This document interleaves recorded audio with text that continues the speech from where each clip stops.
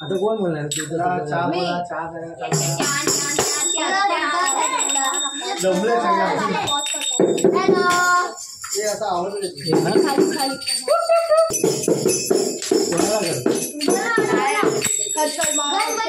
गणपती बाप्पा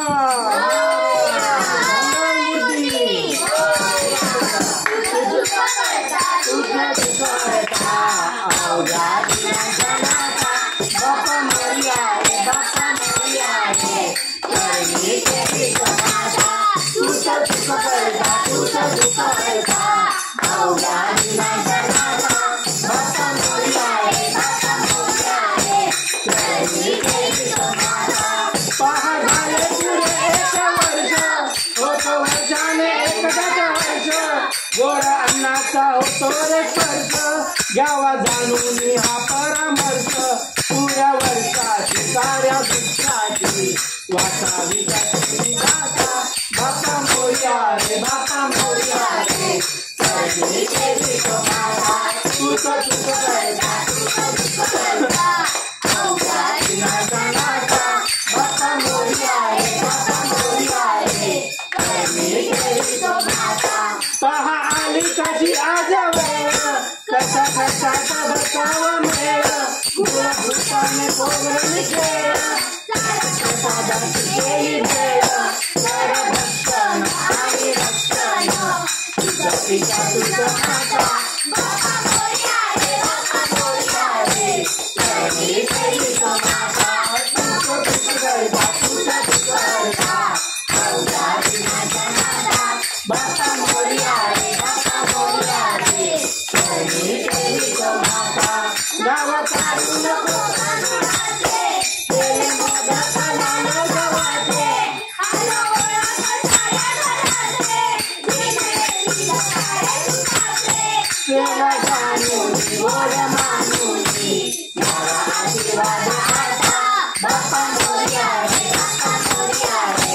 करणी केली कमाता तुझं करता अवघाची नाचा नाचा बापा मोरया रे करणी केली कमाता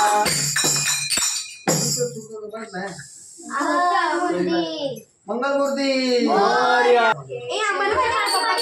सगळ्यांनी एकत्र नाही गायचं मागे मागे गायचं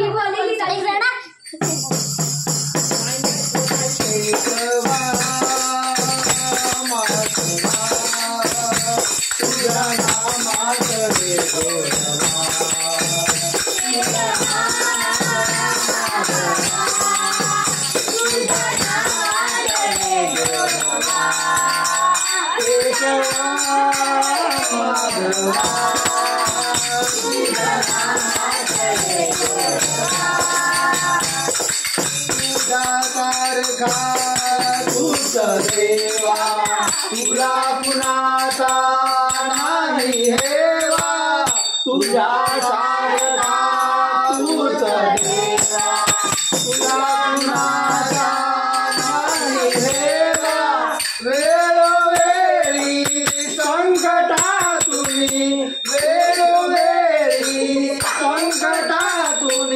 तारशी माधवा केशवा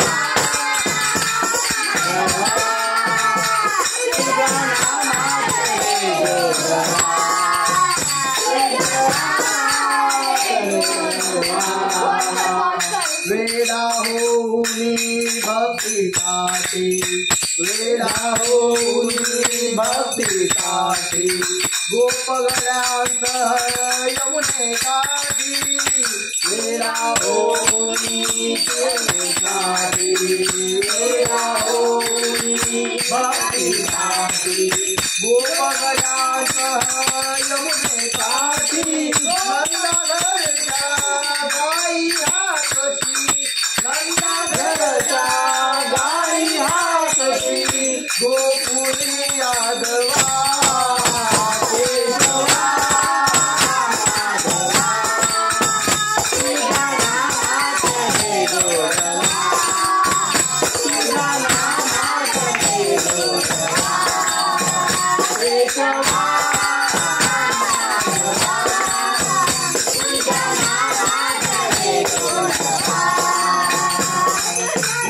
धनुर्धर पार्थासाठी वीर धनुर्धर भारतासाठी चक्र सुदर्शन घेऊन हाती चक्र सुदर्शन घेऊन हाती वीर धनुर्धर पार्थासाठी वीर धनुर्धर पार्थासाठी चक्र सुदर्शन घेऊन हाती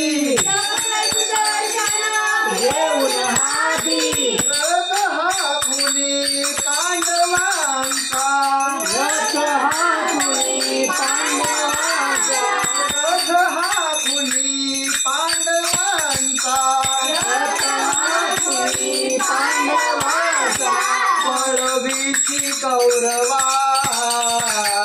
पळवीची कौरवा केशवा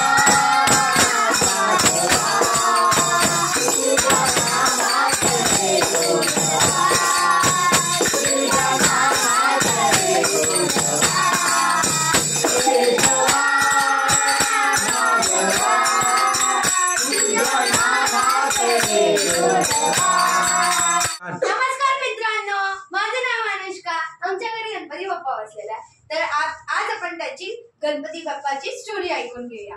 तुम्हाला माहिती आहे ना, गणेश चतुर्थीच्या दिवशी आपण चंद्राला का नाही बघत, ती स्टोरी आज मी तुम्हाला सांगणार आहे. गणपती बाप्पा एक दिवस खूप सारे मोदक व लाडू खाऊन आपल्या स्वारीवर निघालेले. उंदराची स्वारी ही त्यांची स्वारी असते. त्या स्वारीवरून ते रस्त्यावरून जात होते. तेवढ्यात एक मोठा साप त्यांना दिसला व उंदीर मामा घाबरून इकडे तिकडे पळायला लागले व गणपती बाप्पा पडला. गणपती बाप्पाने आपल्या अंगावरची धूळ झटकून उंदीर मामाला बोलले की उंदीर नीट बघून चाल, घाबरलाच कशाला.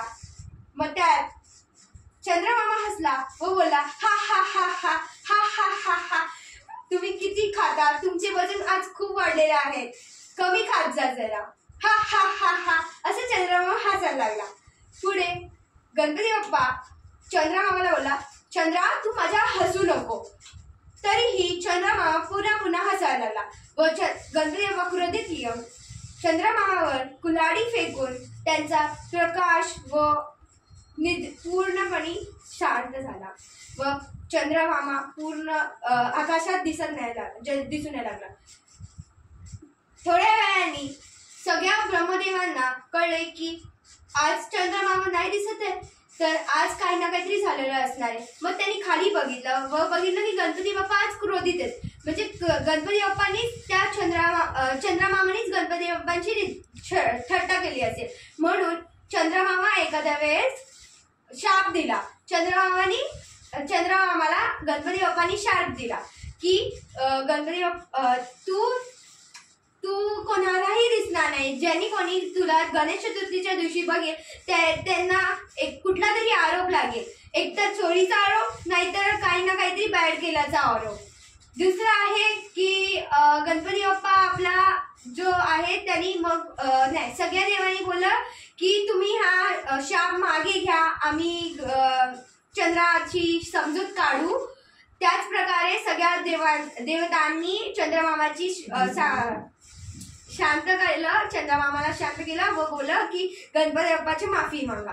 तर त्याच प्रकारे गणपती बाप्पाची माफी मागितली. मग गणपती बाप्पांनी त्यांचा शाप मागे घेतला व बोलले की तू पुण्य वर्षामध्ये थोड्या दिवस तू दिसू लागणार, चांगला गोल व दिसू लागशील, आणि थोड्या दिवसांनी तुझी हळूहळू ब्राईटनेस कमी होईल, म्हणजे तो जो आपल्याला प्रकाश येतो तो हळूहळू कमी होईल व तुझा आकार पण असा तसा बिघडेल.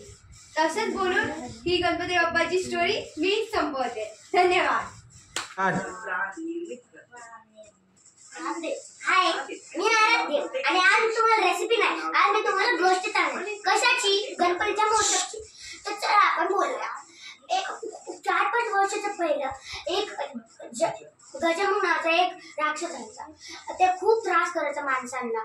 मग तो बलवान होण्यासाठी तो शिवजीचं प्रार्थना करायचा. मग 4-5 वर्षानंतर शिवजी दराशी आले आणि बोल तुला काय पाहिजे. मग त्यांनी बोललं की मला फक्त असं द्या, आशीर्वाद द्या ज्याच्याने मला कुठलं शस्त्र मारणार दिसतं, जसं की त्रिशूळ, बाण अशी कुठले शस्त्र मारू नाही शकत, आम्हाला अशी शक्ती द्या. मग शंकर भगवान बोलला तथास्तु आणि तिथून तो निघून गेला. जेव्हा तो शंकर भगवान निघून गेले तेव्हाच तो मग नंतर मग तो हसायला लागला आणि बोलला की आता तर मी पुन्हा दुनियातील राज्य करणार, हा हा हा हा करून हसायला लागला. नंतर मग तो गेला आणि तो माणसांना खूप त्रास करायला, माणसांना, प्राणींना, पक्षींना खूप त्रास करायला लागला. नंतर मग इंद्रदेव शिवजीपाशी गेले आणि बोललं की आम्हाला वाचवा, आम्हाला वाचवा, आम्हाला वाचवा. नंतर मग कुणापासून वाचवा आम्हाला. नंतर मग तो बोलला आम्हाला त्या गजमुख राक्षसापासून आम्हाला वाचवा. नंतर मग तो गेला. मग तो बोलला ठीक आहे मी वाचवतो तुम्हाला, गणेशला बोलवतो मी माझ्या भक्त. नंतर मग गणेशला बोलवलं आणि बोललं गणेशा त्या राक्षसाला मारून ये. नंतर मग तो गेला आणि तो खूप सारे शस्त्राचा यूज केला, जसं की गदा, धनुष्यबाण, तलवार, खूप सारे. तसं त्याला लागलंच नाही आणि मग तो गजमुख हसायला लागला, हा हा हा हा तुझ्या भावानेच मला असा आशीर्वाद दिला, मी कुठल्या शस्त्राने मारू शकत. नंतर मग गणपती थोडा वेळ विचार करू लागला. नंतर मग त्याने आपल्या तोंडातला दात तोडला, भावाला दात तोडला आणि त्याला ते फेकला. नंतर मग तो खाली पडला आणि चिवा बनून गेला. उंदीर बनल्यावर तो पळायला लागला इकडे तिकडे. नंतर मग गणपती पप्पाने आपल्या रस्सी घेतला आणि त्याला पकडलं, रस्सीवरती पकडलं आणि तो बसला त्या उंदीर मामावरती बसल्यावर तो नंतर मग तो गजमुख बोलायला लागला, माफ करा गणेशा, तू मला आता मला मोषक बनवून घे.